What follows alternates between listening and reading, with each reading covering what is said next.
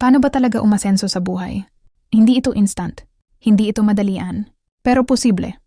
Kapag may tamang mindset at tamang gawa. 1. Ayusin ang mindset.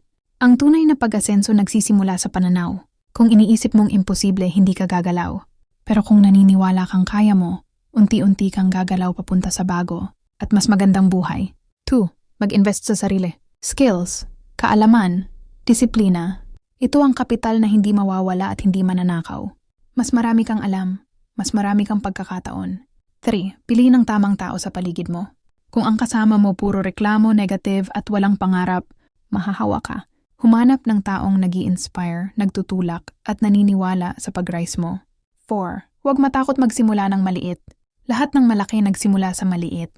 Isang tindahan, isang project, isang ideya. Ang mahalaga, simulan kahit maliit basta tuloy-tuloy. May gumawa ng plano at sundin ito. Hindi pwedeng bahala na. Ang taong may direksyon, mas mabilis umusad. Isulat ang goals. Tukuyin ang steps. Isa-isang gawin. 6. Matutong mag-ipon at mag-budget. Hindi ka aangat kung lagi kang ubos. Disiplina sa pera and peace of mind, plus future opportunities. 7. Huwag puro work. Dapat may values.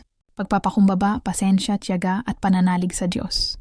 Success na walang karakter ay sandali lang. Pero success na may malasakit at integrity, pangmatagalan. 8. Gawin mo kahit walang pumapalakpak. Dahil hindi mo kailangan ng validation para umasenso. Tahimik na trabaho. Tahimik na pag-grow. One day sila na ang mangingiti at magsasabing, ang layo na pala ng narating mo. Ang pag-asenso ay hindi swerte, kundi choice. Choice na magsumikap. Choice na maging disiplinado. Choice na ayusin ang buhay, araw-araw. Kaya mo yan. Umasenso ka hindi lang para sa sarili mo, kundi para sa pamilya mo at sa future na deserve mo.